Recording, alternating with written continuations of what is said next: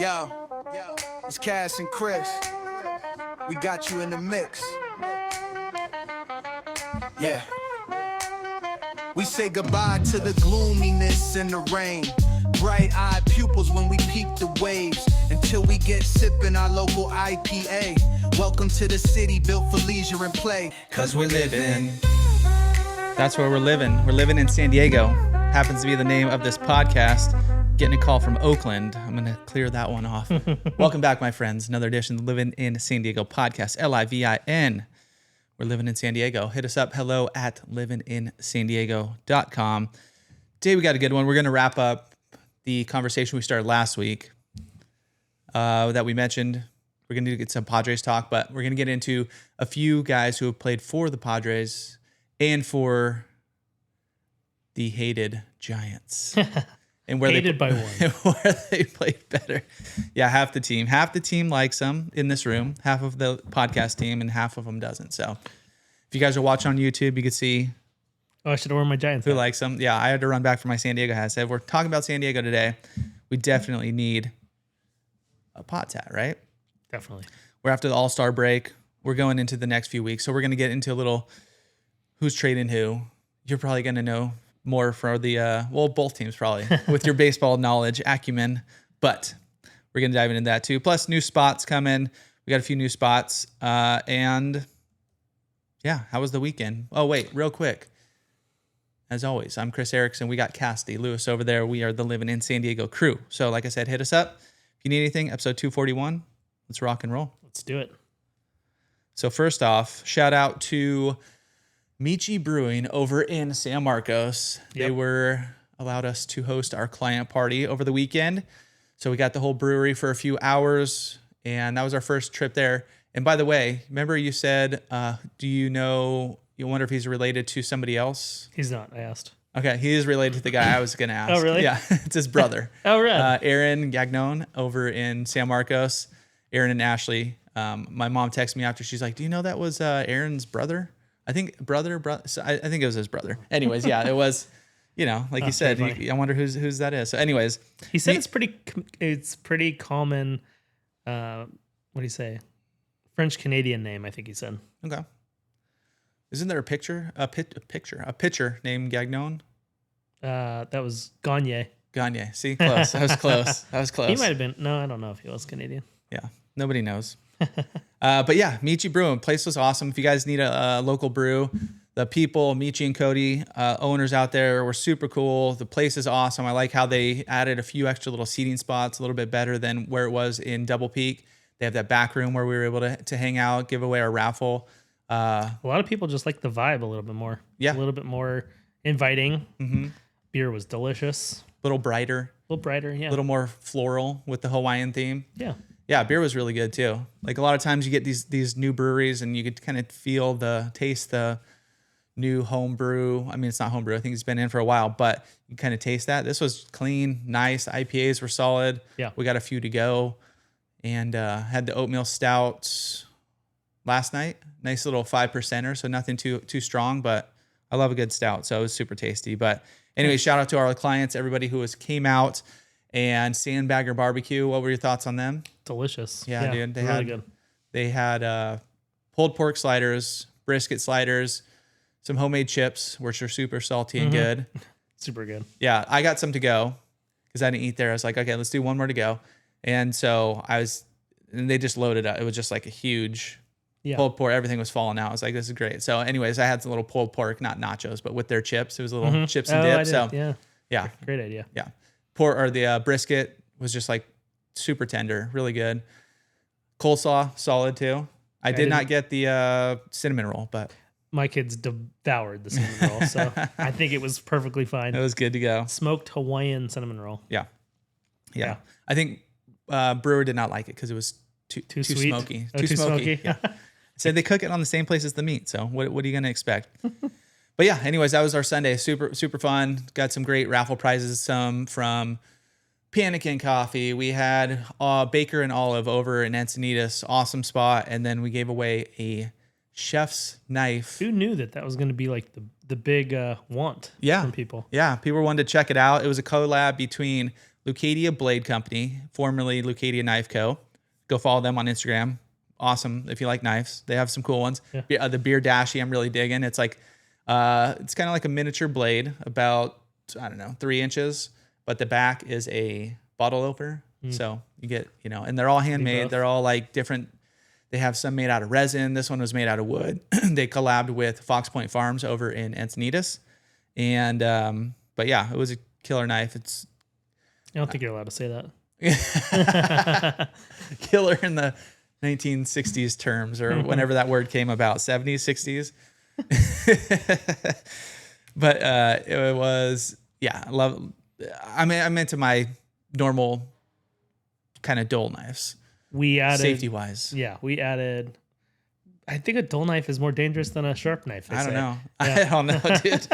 But we added at least 5 followers to their Instagram. Yeah, At our event. So very nice. You're welcome. They're like, wow, we're getting blown up. We're getting 5 new followers. Like, must be a client party going on. Anyways, we had soccer tournaments this weekend. You guys went to the finals. Had a good run in there. Yep. Came down to the end. Yeah, it came down to. They were down 3-1 with like 2 minutes left. Scored a beautiful goal with like less than a minute left, and then with literally 0 time left on all of our watches, we thought it was over. Had a really hard shot to the crossbar that hit inside enough where it bounced into the goal and back out. So, and then he blew the whistle before kicking it off. So, went to PKs.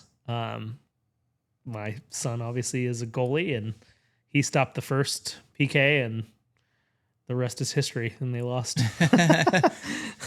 Is the rule if you stop the first one? You said you should win. Yeah, yeah. No, or at least your job is as a keeper to stop one ball from going in the goal. Yeah. So, and he stopped the first one. Unfortunately, our team didn't make the first one, so a little bit of a momentum killer, but it is what it is. It was a good run, and the boys played definitely their toughest game of the weekend in the finals since they kind of blew everybody else out. So it was good. Good, and they came back at the end. So yeah, there we go. Just what we needed was more soccer. Yeah, we always need more soccer in our lives. San Diego FC won over the weekend, or no, they had a draw over the weekend. They were down the whole game. They had a ton of shots. They're fun to watch. They run. They're quick. They're fast. This is their second game this week. They lost to another Canadian team. It was maybe Toronto. Then they played Vancouver over the weekend and tied it up with probably about 10 minutes left. And then there was like a long extra time. Is that what we call it? Yep. About 8 minutes. A lot of back and forth. Ended up getting the draw. So came back at the end, tied it up. Still in first place? Yeah, I think Vancouver was second. Okay. I believe. Stayed even with them. Or whoever there was, yeah. If they would have lost, they would have dropped down to second place in the Western Conference. But yeah, we'll see how it goes. Once again, I still don't know how playoffs go. They're doing some sort of playoffs or cup or something going on right now, or coming into these next few weeks, playing not against MLS teams. It's against different teams. So we'll see how that goes. But all right, what's new?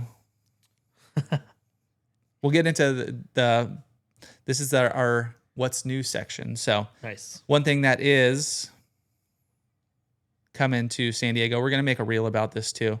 I'm just trying to figure out this iPhone thing still.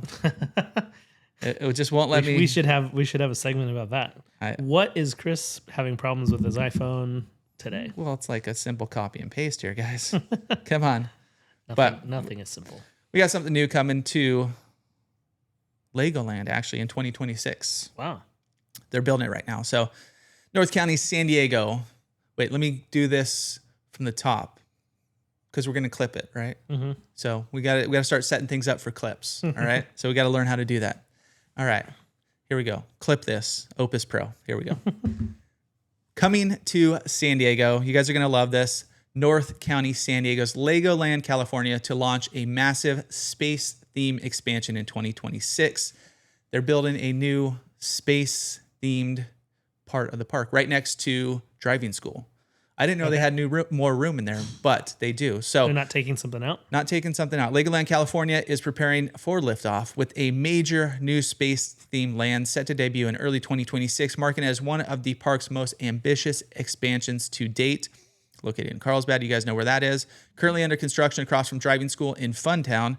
The forthcoming land is being designed by Merlin Magic Making, the global creative team behind many of Merlin Entertainment's signature projects. Although the official name of the new area has yet to be revealed, the space-themed expansion will be included with general admission and all annual passes. I would hope so, right? Yeah. That they would include a brand new place with your ticket. At the center of the new land will be a fully immersive indoor roller coaster, a first for Legoland, California in over 2 decades. The attraction launches from the fictional Spaceport 886, a nod to Lego's original space buggy set, number 886. So a little Easter egg there. And promises a family-friendly thrill ride through the uncharted galaxy. The coaster is being designed in collaboration with Lego Group and will incorporate advanced technology and narrative storytelling to create a clean, out-of-this-world experience. Beyond the main attraction, the new land will feature 2 additional space-themed rides suitable for all ages, junior astronaut training zone, play area tailored for toddlers, and a cosmic-themed restaurant and retail space offering galactic-inspired food, beverages, and souvenirs. The imaginative storyline invites visitors into a Lego galaxy where explorers from the past, present, and future come together to navigate the wonders of space. Guess how much this thing costs? $1 billion. The expansion is part of a $90 million investment. Not $90 billion, no. $90 million investment across Legoland, California, and Legoland, Florida. So basically cut that in half. It's going to be half of that. But the... I'm wondering if it goes where so I'm looking at the map.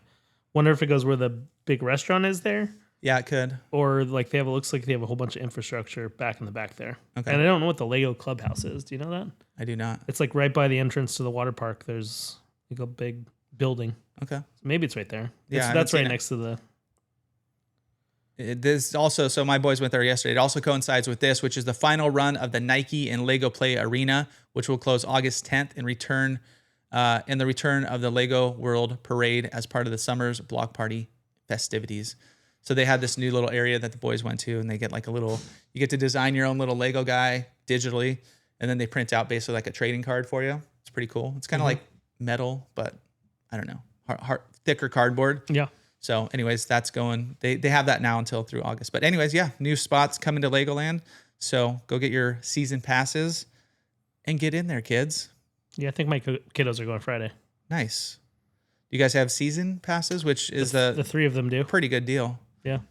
Yeah, I have one too. My wife keeps going, should I re-up yours? I'm like, yeah, I think you have to go twice for it to pay. Probably, yeah. It's not very expensive. When you're thinking compared to like Disneyland or like it's relatively affordable and so close too. Like even just going for a couple hours. Just tend to not be able to go when they do. So, and they have like all the cousins, not all of them, but a bunch of cousins have passes now. So like they have enough. They have people to go with. Enough they people, don't care enough crew to cruise. Yeah, they don't notice if I'm there or not. Yeah, I just like it. Like a few weeks ago I mentioned we just hopped in for a quick lap around the park. Everything was too busy waiting. This ride, no. Watch a show. Cool. Let's bounce. It was literally probably less than that. Probably an hour total. So I think if you could cruise around the whole park with beer, I'd be good. But it's like that one defined space to have a beer. Our friends went there and they said you could walk around at the show that I went to see. There was people standing with beer around. So maybe the rule changed or lightened up a little. Yeah, maybe they're just a little looser on it. Does it have the sign where you walk out that says no alcohol beyond this point? They used to. All right. Like up kind of by the medieval area. You could put it in a Red Solo cup. a Red Solo cup or a thermos. What are those called? Stanley or like a Stanley, something like that. That's true. Yeah. I don't know if I need to drink that bad. But. No, but it's like, I want to walk around. Who cares? You don't need to drink that bad, but let me bring my beer to go. That's right. We're all in the same place. We're not going anywhere. Exactly. That's the part that's funny. It's like, what does it matter if I'm drinking it here or when I'm looking at the mini land? Yeah. I get like Carlsbad, like certain areas where you're, here's the restaurant, here's the outdoor of the restaurant, here's the street. Okay. Yeah. Don't go past that. Yeah. But Legoland's a different beast. So anyways, something to look forward to here in San Diego. 2 closings as well I got to bring up. Las Cuatro Milpas. Oh, it's closing? It's closing. After nearly 90 years in the business. There's a whole story on it from San Diego Magazine, but they've been there for a long time. Grandma and Grandpa started it. Now the kids are running it. Some of the other kids are doing their own thing. The other kids, I think it's two sisters right now who are running it, are getting a little older. They're kind of over it. They're trying to figure out what to do. Anyways, they decided to put up, or it's coming up for sale, that building, plus it's connected to another commercial space that they have for only less than $2 million. Now you don't get the restaurant, you don't get them making this food. Have you ever been down there? Yeah, so I went once with a buddy who swore by it, works downtown, and so he goes every now and then. It was incredible. Yeah. So good. You got 90 years of experience in there, so it's got to be delicious. Yeah. I even and he not fed me. He told me what to get. And the beans are ridiculous. The food is just, it's out of this world. Yeah, that's what they were saying. The beans, they still use the lard in there. Oh, 100%. I always used to think bean and cheese burritos were somewhat healthy. You have beans, you're like, can't be too bad. Yeah. But then you throw on a flour tortilla made with a bunch of lard. You have a ton of cheese in there. You have beans with a ton of lard. You're like, probably not too healthy. There, not super healthy. Yeah. But delicious. I've never been down there, but yeah, those kind of beans are really good. There's always a line out the door. Yeah. I'm sure there's going to be a line for the next till they close. Yeah. So, yeah, if you guys need to go down there, super famous place here in San Diego, go check it out. Get 90 years of experience, 90 years of tortillas and beans and all kinds of good stuff. So, what'd you go? You got the bean and cheese? I got a side of beans, and I don't know if I got a burrito or tacos. It's been years and years now, but it was delicious. Everything was really good. Yeah. Another place closing down. This is the closing down section. One other place you only have a few months to go to in Encinitas is East Village Asian Food Tavern. Is it called Tavern? I thought it was, because this was the big talk of our event on Sunday. What was it? That it's closing? Yeah. Tell me more. What'd you hear? Or East Village Tavern or something, or East something Tavern. Yeah, it's East Village Asian Diner. That's what. Okay. Yeah, announces permanent closure after over a decade. So downtown Encinitas, it's like Asian fusion food, Korean spider rice bowls, playful robot themed decor. But apparently it's I right still haven't Honey's? been there. Yeah, right next door to Honey's. Yeah. And it's been there, I guess. So 2010 is when it opened. So it was open right before I moved to Encinitas. They had a little expansion into down south a little bit for 2013 that closed that one down. So they've just had this one forever. But yeah, it's going to be closing down August 31st. So East Village Asian Diner, located at 628 South Coast Highway in San Diego's North County of Encinitas, will be done. So if you guys like that place, got to go get that one. Not as much following or as Los Cuatros Milpas. Yeah. But from we had clients that were devastated that it was leaving. Yeah. Yep. So, yeah, bummer. Who was you it? You missed one also. Cam and Liz. Oh, they're big fans? Yeah, and Shane and Julie were chatting about it. So. Interesting. Yeah. Okay. Maybe I'll have to go hit it up in the next week. You should. In an honorable mention, one of our teammates, Jamie Dale, went to Breakers over in Encinitas that just opened. Said it's solid. Maybe give them a little time to figure out the staff and all that stuff. Yeah, how places are when they open. But he said the food was pretty bomb. So Breakers, We got a new spot. We got a new Hawaiian food spot right here in Encinitas. Nice. We had that one other closure we talked about the other day. Which was it? After 47 years, the Fish House Spirit Cruise is closing in San Marcos. Mm-hmm. So Chelsea was devastated. That's one of her go-tos. This is the downer section of our podcast. Seriously. No, but it's kind of like, something new is going to come to these places. It's like you take it for granted. Oh, this place will be here forever. I love this place, but 47 years disappear. Half of what they still have a few around, right? I think that's the last one. That's it. Yeah. Wow. Because the one in the village, in Carlsbad Village, closed a few years back, and so I think this was the last one. Yeah, I remember that one over there. I've working as a waiter, server, bartender over at Bruno's. You get cash every night. You think you're rich. You're like, dude, I'm balling. I have all this money every single night. So me and my buddy would go to the beach, boogie board, surf, whatever. Then we're like, this happened not just this time, but then, we'd end up at Fish House, get a surf and turf. So you're getting a steak and a lobster, big old thing of potatoes. I don't know how much it was, but we thought we were balling. Yeah, we were balling, I guess, at that time. But that was a Carlsbad one. Fish House Vera Cruz.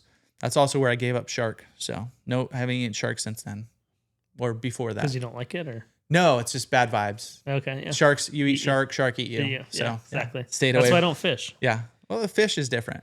No, I mean I eat fish. I said that's why I don't go fishing. Same thing. Like if I was to catch a shark, then Oh yeah. yeah. So Yeah. same vibes. Yeah. Got to stay away. Got to be safe out there. That's right. All right, let's talk baseball.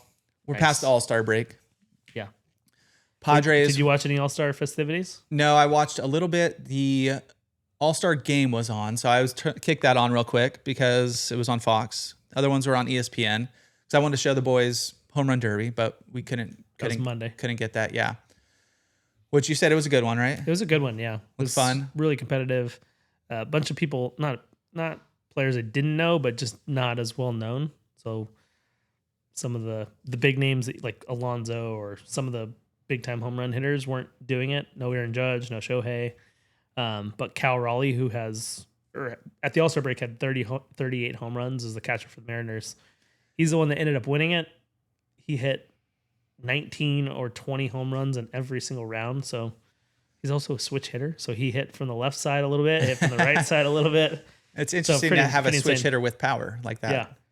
And a catcher. Yeah. So it was really cool. His dad pitched to him and his brother was the catcher. So it was a really cool like father-son and brother thing at the end. It was cool. Nice. Yeah. What's his nickname? The big dumper. The Big Dumper. And why? He's got a big backside. I guess he got a always big he dumper. has since he was a kid. So that's always been his nickname since he was little. So maybe not little, but since he was in Little League. So We did watching the All-Star game. He was Yeah. catching, right? He was Yeah. I forget who was pitching at the time, but they mic'd him up. oh yeah. Let's just say he's not the most he's not the best on mic. I mean, because it's kind of like you're also trying to play a doing a lot, game yeah. like even before they're like, "Hey, do you think you have a future in broadcasting?" And his answer was just very very bland, you know? No. Yeah, basically. It was like there's no color, there was nothing like that. He was just very serious. Yeah. Who knows? Maybe like It's also I a said, they're lot going of to the work. game. Like playing catcher and having to speak seems like Oh, dude. too much. And the pitchers were talking Pitchers too. were talking like too, yeah. it was very Yeah. I didn't like it. And then that meant that the commentators were like silent. Yeah. Because they couldn't talk. Yeah, while, these guys were the commentators. They're like, which all was- right, we're gonna throw it to you guys, and it just quiet, just like Yeah. neither of them said anything. Yeah. Just kinda- Yeah, I didn't like it. I guess it was worth a try, but I didn't see. I think I was cooking. I think Chelsea and I were cooking or something when what's his name, Kershaw was yeah. pitching, and I guess his was better. I Yeah. guess he was a little bit more vocal and Yeah. and took the reins. I could picture him being an announcer. Like yeah, he knows the game well. He's well spoken. yeah. You need to pick and choose. If they do somebody mic'd up, maybe pick a player. Okay, Kershaw could be the pitcher for one inning, doing that. Pick an outfielder, pick somebody else, and I'm sure they did that too. But Yeah, they did a couple. don't pick the big dumper. Yeah, yeah. Like Logan Webb, the whole inning that he pitched, and he gave up one hit, but pitched a good inning. He would have been perfect. Instead, they talked about the center fielder for the Cubs. The whole entire inning he was pitching. It was pretty ridiculous, actually. Do all the pitchers? They're only going one inning, right? For the most part, yeah. Yeah. We're part of like Kershaw only pitched 2 outs. Yeah. Let's talk about pitching real quick. About who gave up all the runs. Mostly Padres. Yeah. And the Giants they gave gave up let's see here. 4 of the 6 runs. Yeah. 4 of the 6. Did Diaz give up 1? I think they might have given up 5 of the 6. I don't know. Well, they were their earned runs, but so Morihone went in and gave up 2 base runners and got pulled. Yeah. Randy That was Rodriguez his runs, yeah. Yeah, Randy Rodriguez went in and threw a hanging breaking ball that got hit for a home run, which scored his 1 earned run plus Morihone's 2 earned runs. Mm-hmm. And then Suarez was awful. But I think Diaz, I didn't look at it. Are you checking? I think Diaz gave up some of Suarez's runs, but don't think any of his own. Yeah, I didn't see the end. I forget what we were doing, but I did not see the end. I just saw the box score the next day and then went kind of down, and yeah, all the Padres pitchers Well, that's were. what all the Dodger fans were all bagging on all of the Giants and Padres pitchers. I also think Machado had a few Ks. I think maybe Tatis got on, Yeah. But yeah, it wasn't a great showing for the old brown so- and gold. So it was 2 earned runs for Suarez, 2 earned runs for Morihone, 1 for Rodriguez. There was an unearned run in there. So Okay. I don't know who had the air. I don't think it was a Giant or Padre that had the air. Could have been. Who knows? Who knows? Box score for an All-Star game is crazy looking. A lot of what? Just a lot of names. There's just so many players. Lot of people in and out. Did the so at the end I just popped it open the next morning. It's like, oh, hey Brewer, we were watching this. They tied. I don't know what happens. It used to mean something when the All-Star game, now Yeah, it it used doesn't. to be winner of home the All-Star team. got home team in the Now it's just World Series. more or less For fun. messed around. Yeah. So, but they did a home run derby. I didn't know that was the tiebreaker. That was their PKs. Yeah. So Bob Melvin, I guess, was the manager of the first tie in All-Star history because they ran out of pitchers. So they looked at each other like, I don't know what to do. We're not going to put a position player out there in an All-Star game that doesn't mean anything. Just call it. So I don't know when, I guess it was this year, they made the decision, or maybe it's been in effect, but they haven't Never had to do it. Yeah. Yeah. To have essentially a small home run derby. 3 players from every team or from both teams got 3 swings each to see who would hit more home runs. And it was it was weird, super weird.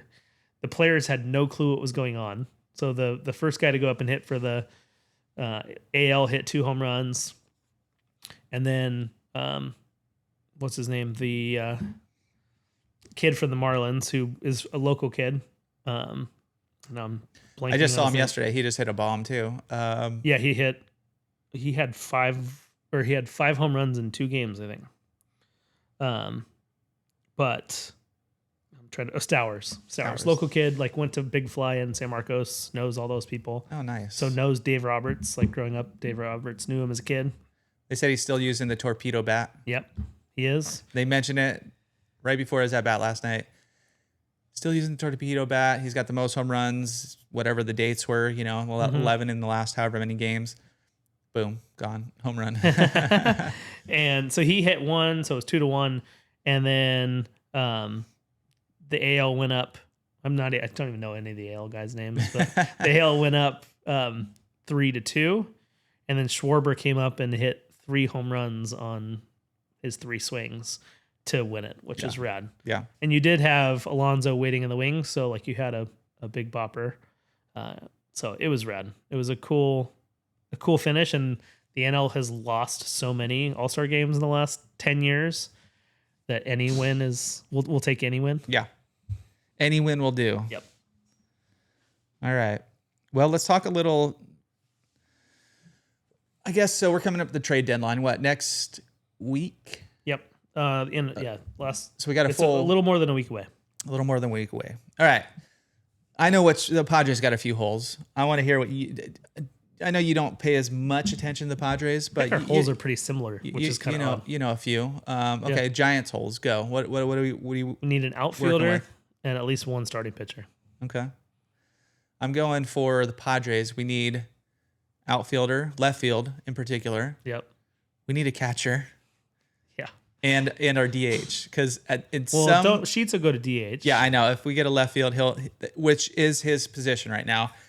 Left field, seeing him truck. I mean, he's been playing okay, but seeing him truck along out there, it's like, At some point, he's gonna get hurt. You want him to be your DH. Yeah, so he could bump over there, because if he's playing and we're a little short, whatever, there might be some guys injured, whatever the case may be. I've seen it multiple times where our 3rd string catcher comes in, Luis Campusano, bringing up from AAA, and he in his 10 games he's been up this year. He has 0 hits. And it's just like, dude, you want your catcher to hit. Yeah, throw anybody else in there. So, I mean, Diaz I think he had a few knocks yesterday against the Marlins. And he's hit okay in the last few games, but still batting 200, sub 200, which, I mean, it's kind of typical but no power. There's nothing. Not a great. They're not great catchers either. If they were. Yeah, exactly. That's Patrick Bailey for the Giants is not hitting well, mm-hmm. but he's one of the best catchers defensively in baseball and throws guys out and frames better than any catcher. So you deal with him sucking at the plate. Yeah. So Yeah, we have two 30-something, 38-year-olds. I don't know, catch it, and then Campusano, who he's just not where he needs to be. So it's that's a big hole. I don't know who they get. Maybe they get the big dumper. Just trade everybody for him. Get the Mariners, get some power back this there. is what Cam keeps telling me. So Camden is like more on the pulse of this than I am. Not real. I mean, same as I am, I guess. But he keeps. I'm trying to pull up the standings here. He keeps talking about like they need to get Tucker from the Cubs. Well, the Cubs right now are in second place and are in the wild card spot. They're not going to give up Tucker. The Mariners. Let's see where the Mariners are at. Mariners are in second place. They are currently in the second wild card spot. So got to look elsewhere. Yeah. Yeah. It's, they were talking about, Sean Murphy is one I've heard for the Padres. who was the Bo Sox guy I know you guys got one, but We got Devers. yeah. What's the other guy's name? Duran? Duran. Yeah. Duran. Yeah. They were talking potentially getting him, but they were saying the Bo Sox are still, they're in it as well. Yeah. And Padres are talking about this is all rumors. This is all the stuff I'm reading or hearing. And it's, those positions. So left field, but potential trade prospects for the Padres would be Dylan Cease and Robert Suarez. So you don't want to give up your closer or your starting pitcher. No, especially right now. that. No, I don't see Preller doing that. No, I'd say it's somebody you're trading for somebody where you're trading away prospects, not major leaguers. Yeah, and we have some solid prospects. DeVries and Salas coming up, but yeah. So we have a catcher in like 3 years from now. But. Right. Dylan Cease, the only reason is because he's a free agent. Correct. So that's and Suarez too. Suarez. And yeah. he's got like a $16 million contract right now. He's probably going to go elsewhere and make a ton of money, or we pay him. Yeah. I don't know. What's the importance is okay. I know the importance of a closer, but how hard is that position to fill? Especially if you have a 7-8 guy, move him, kind of just groom him going into there. Yeah. It's just, closer position is so mental that you really don't know what the guys that pitch the seventh, even if the guys pitch perfect 7 and 8 all year. Yeah. As soon as you go into the ninth inning, there's just something different about it. Different from the hitter's mentality, different from it's the last 3 outs of the game. It's different. Mm-hmm. Crowds are all standing for at least one of the outs, maybe 2 of the outs. I don't know. It is different. It's just whether they can handle that. And so some of the Giants, you look at the Padres and the Giants really good closers. Trevor Hoffman had ice water in his veins. He could pitch in any situation and it didn't faze him. If he gave up a walk to start the inning, he didn't freak out. If he gave up a hit to start the inning, he didn't freak out. Yeah. Brian Wilson for the Giants, Sergio Romo for the Giants. The really good closers just have that don't give a rip mentality. And I think that's tougher to find. Mm-hmm. But Suarez is also not that great. Yeah. Throws gas, So, but he also could get lit up. It's people are looking. He's got his changeup, but sometimes if that's not working, dude, he's just going gas. It's coming gas. Yeah. Giants closer is the same way right now. And it's if you can't find the strike zone, you're in for a rough inning. Yeah. So you're saying he's not that good, but he's leading the league in saves right now. So there's got to be some. I guess maybe you're getting more opportunities. He is good. He's just given up some bad saves. Oh, for sure. And that's a lot of closers. The ones that are the lockdown closers are just hard to find. Mm-hmm. And you just don't know. They also don't last that long at the top unless you're Hoffman or Gagne. Or Mariano Rivera. Think about how many of those there have been over the last 30 years. 3. I think it's those 3. Literally, I think Brian Wilson lasted 2 or 3 seasons and then just fizzled out. Yeah. I guess Kenley Jansen for the Dodgers is another one of those that he lasted a long time there. But 2 or 3 seasons is kind of the max you see. Edwin Diaz, maybe for the Mets, is starting to get there, but he still has rough days. I don't know. It's a tough pitching position. It is. And it's weird. Just watching Suarez, he's going to throw gas or his changeup. Those are his 2 pitches. His changeup's 90 miles an hour. So it's still pretty quick, but it's,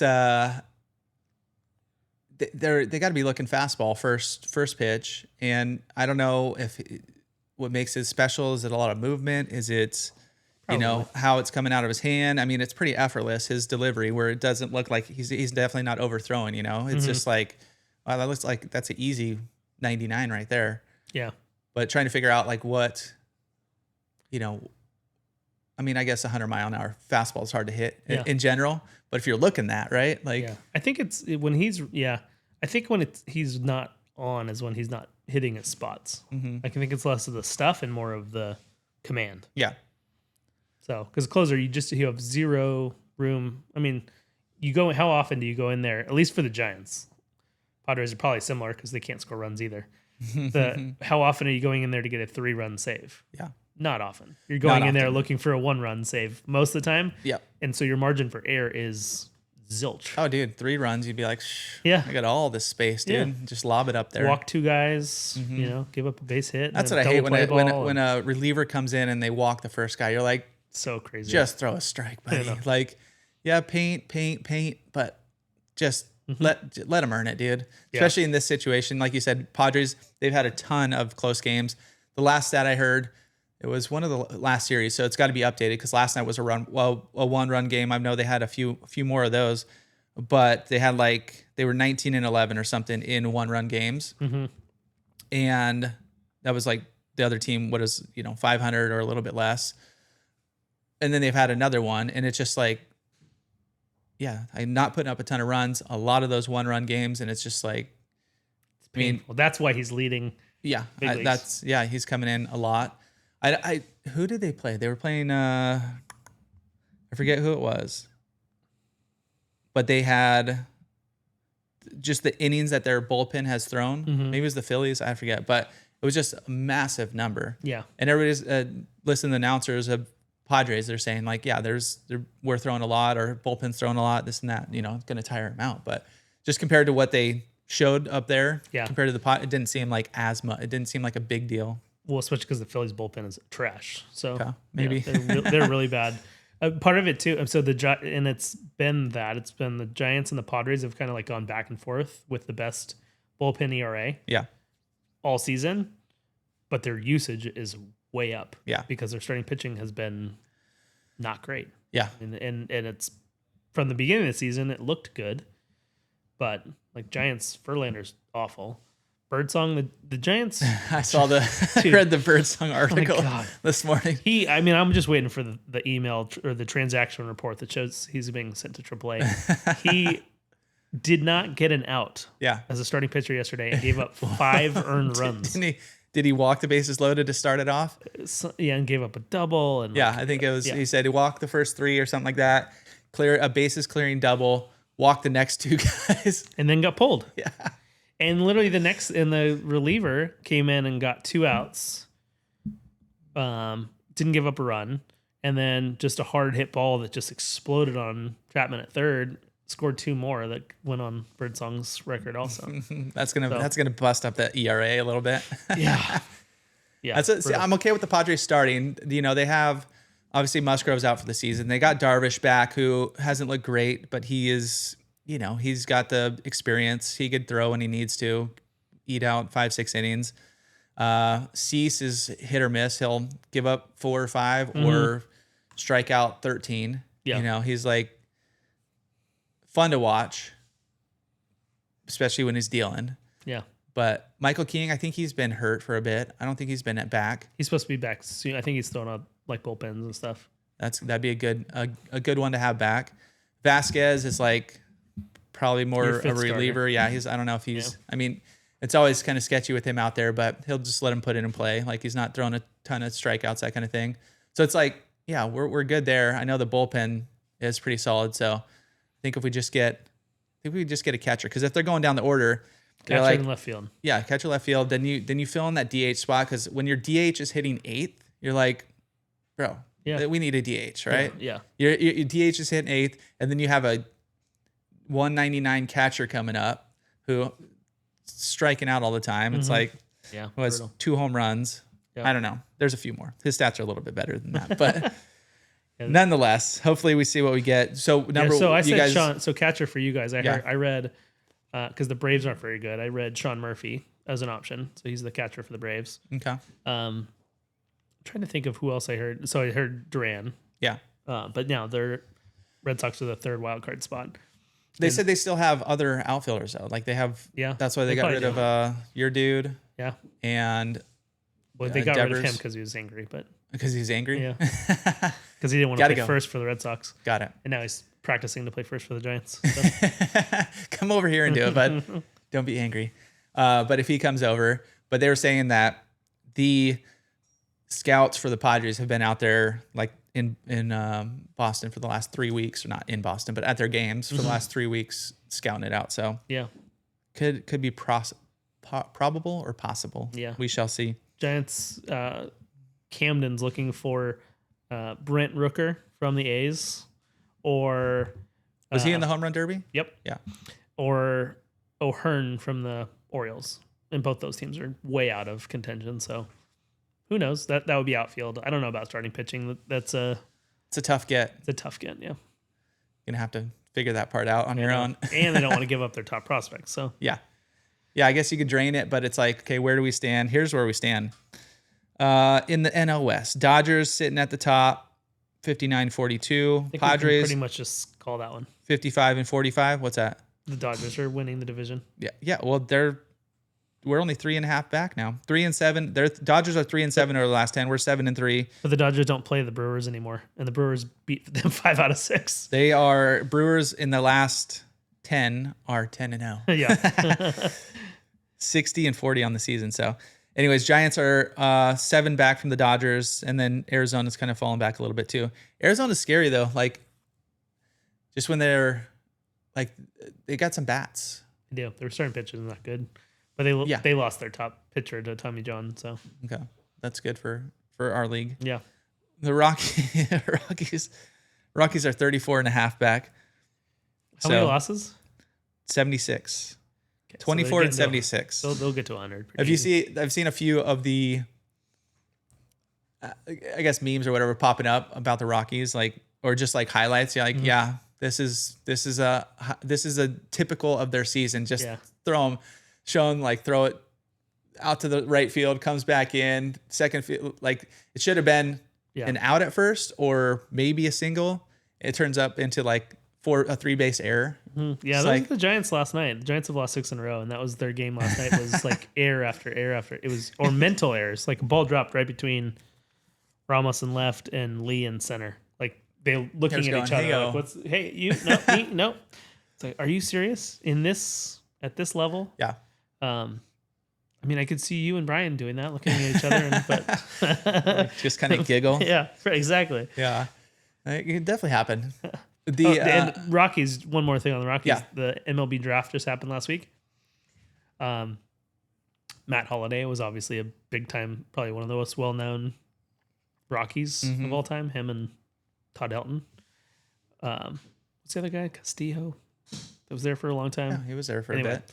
Matt Holliday's first or oldest son got drafted and is now in the Orioles system. Might be playing in the big leagues right now. But his younger son, talk about nice pedigree, but just got drafted by the Rockies, Ethan Holiday. Oh, nice. So yeah, I it's kind of like if like you're you going to said, play sooner. the pedigree for sure, but you also get a lot more eyeballs on you Yeah. from your connections, right? Yeah. I mean, you still got to be good, obviously. Yeah. but 100%. but it's a little bit of a leg in. All right, are we ready for Giants v Padres? Oh, yeah, that's right. But the same players. Well, anything else on the No. trade deadline coming up? All the rumors that are swirling. Let's do something sooner rather than later before we're 10 games back. Yeah. Get some starting pitching. All right, talk about starting pitching. Career highlights, stats. We have, first up on the chopping block is Jake Peavy. Padres from 2002 to 2009. Giants 2014 to 2016. He had, in San Diego, 8 seasons, he had a 26.8 WAR. That's pretty good. That's pretty good. He won the Cy Young Award, recorded the NL pitching triple crown, which is, fill me in. Triple ERA. crown, ERA wins. I don't know. Strikeouts? Oh, strikeouts. Yeah, Is that what it strikeouts. Yeah, and I'm just baseball is easier. I mean, hitting's easier. Yeah. So he won the NL pitching Triple Crown. That's pretty gnarly. Yeah, it is. It's tough to do, and led the league in wins. However, with the Giants, 3 seasons, a 2.6 WAR. This is a little bit older, but he contributed to the 2014 World Series title. I was gonna say, how many World Series did he have with the Padres? Yeah, dominated verdict. He dominated the stat wise with the Padres, but was a valuable postseason piece with the Giants. So I was just talking with somebody about this at our event on Sunday that PV was him and Tim Hudson were the two old dudes in the pitching rotation for the Giants. And I listened to an interview with PV, and he said, "Yeah, me and Tim were gassed. We're old. We had nothing left when we got to the World Series. Like, they had pitched all they could pitch." yeah, And Tim Hudson went in, and I think he threw 2 innings to start Game 7 of the World Series. But luckily, Madison Bumgarner, who had thrown 40 innings in the playoffs already, was like, "Ah, I got you," and pitched another 7 shutout innings. So there you go. Where did Peavy pitch in that? Do you remember at all? I think game 2. Okay. Maybe 2 and 5. Yeah. Something like that. Not too shabby. Yeah. Willie McCovey. Yeah. Padres, 66 to 68, 3 seasons with a 5.3 WAR. Giants, a lot longer than that. He had There's a cove named after him. Yeah, So yes, he went 59 to 65 Giants. Then he went to the Padres. Then he came back 69 to 80. So 19 seasons with the Giants, a massive 59.4 WAR. Wow. And obviously legendary Hall of Famer. He's got a cove named after him. We're going to give that one to the Giants. Gaylord Wait, Perry. which one did you give PV to? Giant. I mean, that's the thing. Career is Padres, but career Padres, but postseason Giants. Well, you got a ring, right? Yeah. Like you got to give him. Is it? It's probably his only one. He's known for a Padre. Like, I forgot he was even a Giant. Tell you the truth. Mm-hmm. But yeah. But if you get a ring and you contributed, I don't know, it's kind of a crowning achievement in the sports kind of world. what you're looking for, yeah. Right? Yeah. Padres failed you, Jake. Gaylord Perry, 73 to 74 with the Padres. He had same kind of thing. He did 62 to 72 and then 78 to 82 with the Giants, 10 seasons. So while Hall of Famer career cuts across multiple teams, his Giant tenure was far more impactful. He has his number retired as a Giant also. McCovey does too. Steve Finley, 91 to 94. He was only there 4 seasons with the Pods. That's wild. It seemed like he was there for a decade. Yeah. Steve Finley, 4 seasons, 8.7 WAR. Giants, 1 season, 1.1 WAR. Dude hit 40 triples that season. It was insane. With the Giants? Yeah. 2003? I feel like every hit was a triple. Yeah.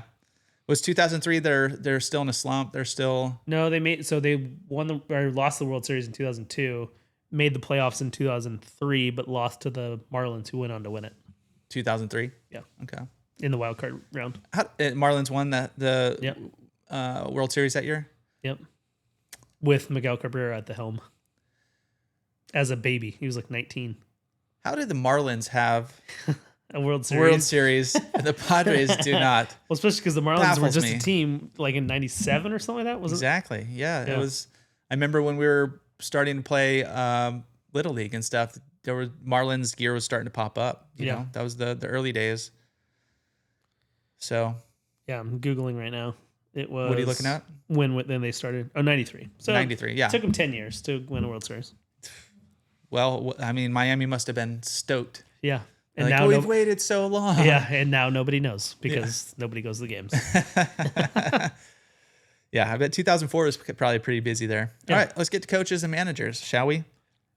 Was there any other players that I missed? I mean, those are just a few that I pulled. I think Mudd played for the Padres and the Giants. I'll give him with the Padres then. Well, I don't know what they were, but forever, but yeah. Yeah, I'm trying to remember if there's anybody else. There probably are a handful more, but Dave Roberts. Yeah. But he'll be remembered as his time as a Dodger or a Red Sox, not Giants or Padres. Dave. All right, Bruce Bochy. Yep. Third base coach from 93 to 94, manager 95 to 2006, 951 wins, 2 NL West titles, 96 and 2005, 1 World Series appearance in 1998. Giants, 2007 to 2019, 3 World Series titles, 2010, 2012, 2014. See, look at that. We had a Hall of Fame coach And you for let him go. how many years was that? How many NL West titles was that? Just the two, three? just Or two. two, 'cause we And then went one as a World wild Series card. appearance. Yeah. Verdict. While solid tactical mind in San Diego, Bochy's Giants era was legendary with multiple championships. I mean, obviously, right? Yeah. Obviously, you give that to the Giants. I mean, come on. We had Bochy. Bo I mean, Mel? we had Roberts, too. Yeah. Is Bo Mel next? No, he's here in a little bit. Okay. Tim Flannery. Oh, yeah. I love His Tim. Padres, 79 to 89, stationary mainly as a utility infielder, so he played. He had a 255 batting average. Coach, he served as a coach under Bochy and for the Padres. Sorry, for Bochy for the Padres and then the Giants, and shared in 3 World Series wins and coached under Bochy for a combined 16 seasons. He found greater team success and prominence as part of the championship staff with the Giants than as a player with the Padres. Giants. But he is a San Diego local. Doesn't do much, though. Matt Williams, star third baseman, 86 to 96, multiple Gold Gloves, Silver Slugger with the Giants. Padres, third base coach from 22 to 23. So what are we giving it to him? Well, Giants third base coach last year and this year. Oh, yeah? Yep. Came back? Yep. Well, we have to give it to the Giants. And then last but not least, Bob Melvin. Where was he coaching right now? I just saw him in somewhere we Giants. played. No, sorry. Who was I thinking then? Not Melvin. Another. Who's the Rockies coach right now? I don't know. Couldn't tell you. No, there was another Padres coach. Yeah, Was it Melvin? Yeah, I know who you're talking about. I can't think of it. But Yeah. all right. Padres manager 2022 to 23. Led team to the postseason. 22 D series win, playoff berth. Oh, no, The it's Giants manager 2024 to present. Early 2025 show run. Contract picked up for 2026. Strong managerial success and playoff runs at both clubs. Mid-career yet, so undecided. But he ain't coming back to the Padres, so. No, that's for sure. And I think he's a great manager. The next 2 weeks will be telling. Is they going to fire him? No, they signed him through next year, but it just, I mean, just as a fan, like you'd hope at some point you figure out how to turn this thing around. Yeah. One other thing, we mentioned it on last week's, but we never got to it. So in baseball, WAR, or wins above replacement, is a sabermetric stat that attempts to quantify a player's total contribution to their team in terms of win. It measures how many more wins a player provides compared to a theoretical replacement level player. So there's no way PV 26.2. I mean, he's a pitcher, so that's got to be skewed, right? Yeah, they have different categories, I think, that kind of set them apart. Yeah. As pitchers versus fielding players and hitters. Yeah, a replacement player, essentially a readily available, low-cost player. A high WAR indicates a player is significantly contributing to their team's success. And I saw somebody recently, I don't even remember what team, but he had early in the season, he had like a 6.2 WAR or something like that. And then since has come back closer to 2, and they're like, oh, two's good. Good, Like, yeah. that's solid. Yeah. PV was also hitting for his career. Hitting? Yeah. This was before the DH. Oh, yeah. See, I didn't think I'd like that because I liked the strategy behind that. I liked how that was going, back in the day. Now I'm a fan of the DH. Pitchers are just I kind of like, miss it just because it was always, it's always like, oh man, the pitcher's coming up. But every once in a while. yeah, I just watched a clip the other day. Kirk Reeder was a pitcher for the Giants kind of in the early 2000s. Nickname was Woody. Mm-hmm. He just could slap the ball. Like he hits like Joel. Like he would just like kind of Just whip it over there. So like he's a left-handed hitter, would just poke it to right field constantly. It was rad. It was fun to watch. I guess you do still have, there's one left hitting pitcher, Shohei. Yeah, that doesn't really count. I mean, that's how all the kids grew up. As all the pitchers were the studs. They were also the best hitters. Yeah. And The then best once they athletes on get the to field. the, higher league, they're just like, You have to choose. yeah. Yep. Unless you're Shohei, I guess. How does he continue to do it? Yeah, I don't know. I mean, he also has had 2 or 3 Tommy John surgeries, so you wonder how long he can do both. Yeah. But it's insane. And especially because who's the other guy that did it? Babe Ruth. Babe Ruth was also throwing 60 miles an hour. He's also like smoking a stove on the pitching mound. Yeah. All right. Before we let these folks go, we're going through this from Fox News, Fox Sports. San Diego Padres All-Stars, building the best all-star all-time lineup. And this is just dropped July 17th. So I'm assuming it was pretty updated, but let me know what you think real quick. All right. Left field, we have, or just outfield. They don't have, they have him in left field on this picture, but we have Fernando Tatis. We have Dave Winfield. Okay, yeah. And Tony Gwynn. Yeah. What are we thinking there? Who plays center? This is my only question, but that's okay. We probably have to pop Tatis into center. Yep. Tony seems like a right fielder. Right Dave fielder. Left fielder. Left, yeah. I think that's where we got to go. Third base. Ken Caminetti, for sure. They got Machado. Oh, screw that. See, I want to compare those stats. Maybe we'll compare them on a future podcast. But I mean, Machado is really good defensively too. Ken Caminetti just as, I think as now, a kid growing up. Yeah. I guess if you're looking a little nostalgic, I mean, yeah, they have. There's another one that I have a little issue with up here, but okay. Yeah, Caminetti. How long did he play for the Pods? I don't even know, but it a while. Just was like, I mean, he was a stud, obviously. You still see Caminetti jerseys out of the ballpark. Yeah, and he was yoked. Yeah, he was a beast. Yeah, I think he might have died because he was yoked. Yeah, but I mean, yeah, but he's still it was awesome out there. Yeah. So yeah, I'm gonna go with you. Yeah, Machado was an Oriole. Now I think he's played more seasons with the Padres than the Orioles. Okay. So he's also a Dodger for a season. So yeah, that's when that's when I first noticed his lack of arrogance hustle. and lack of hustle. Yeah. I remember he swung on a ball, playoffs, for the Dodgers, thought it was gone. I don't even know if it hit off the wall. It might have been warning track. Could have been a double, maybe a triple. Barely got to first. And he was just watching it. He's like, I was like, I don't like you. Now I do. Love you, Manny. Now we drove past his house last week in Coronado. So he seems a little more leadership, he's still flashy, still, that kind of stuff, but not as much as before. Yep. Maybe a little more grown up. Shortstop. Khalil. Gary Templeton. Oh yeah, that's old school. All right. That's before my time. I'll get to second base here in a sec. Right. Relief pitcher. Hoffman. Yeah, for sure. They didn't give us all, just relief, one. Starting pitcher. PV. DH. Gonna get him in the lineup at some point. I don't know, who is it? Ken Caminetti. Oh, Ken Caminetti. So he couldn't make it at both positions. I mean, I would take Ken Caminetti on defense before Manny. Yeah, I don't know. I don't know though. Manny's got a sick glove, good arm. He does. I mean, Caminetti, yeah, he made some great plays as well, but I don't know. I'll take him as DH too. Yeah. I might rather have Manny as DH actually. That's what I'm thinking. Yeah. Okay, it's tough. Manager, Bruce Bochy. First baseman, one of my favorite players. Adrian. I just saw this bit when we were in Vegas. I watched this big special. Wasn't listening to the audio, but I could see the closed captioning. And it was an Adrian Gonzalez special. It had like him in his house, and they were talking about his whole career and stuff. Yeah, he was a good Padre. Yeah, good hitter, fun to watch. Also went to the Dodgers though. What is with these Padres going to the Dodgers? I don't know. Championships? I don't know. Something like that. I don't think he didn't win any. So no. I don't. I mean, unless he was still there 2020. That one doesn't really count though. Catcher, best name in the game.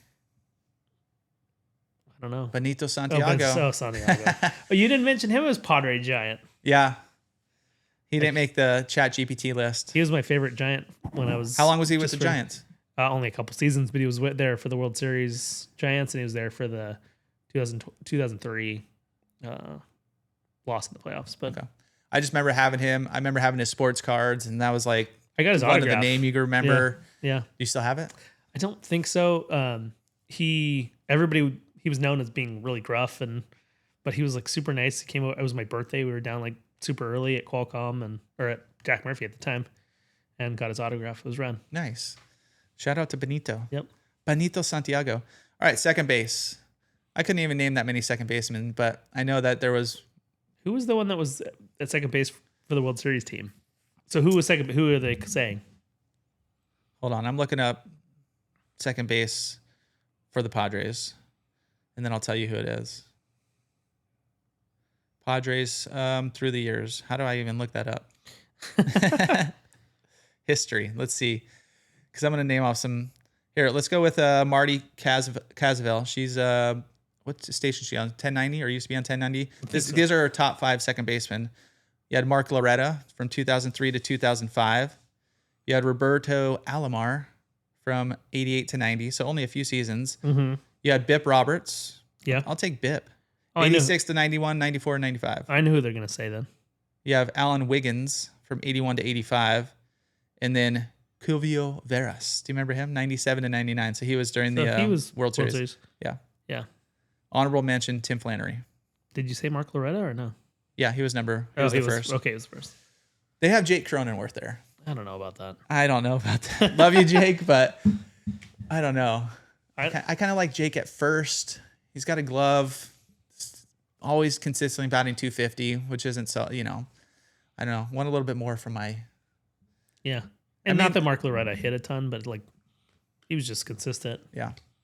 So there you go. I like that. That's fun. And you guys... find the Giants list. We'll find the Giants next week. We'll bring up the Giants all-star lineup roster. They're just older, so a lot of it's going to be old school. Yeah. That's what I find with these lists. Yep. Yeah, this is somewhat updated. Yep. But all right. Thanks for tuning in, guys. We catch you all next week on the Livin in San Diego podcast. I don't know what next week has in store, but it's going to be a good one. Something fun. I definitely know that. So catch you all next week on this June gloom day, even though it's July. It's kind of got some, whoa, that came in hot. Sorry. Hopefully you heard that in your car. Yeah. All right. But yeah, catch you guys all next week. Adios. I don't know why I was up.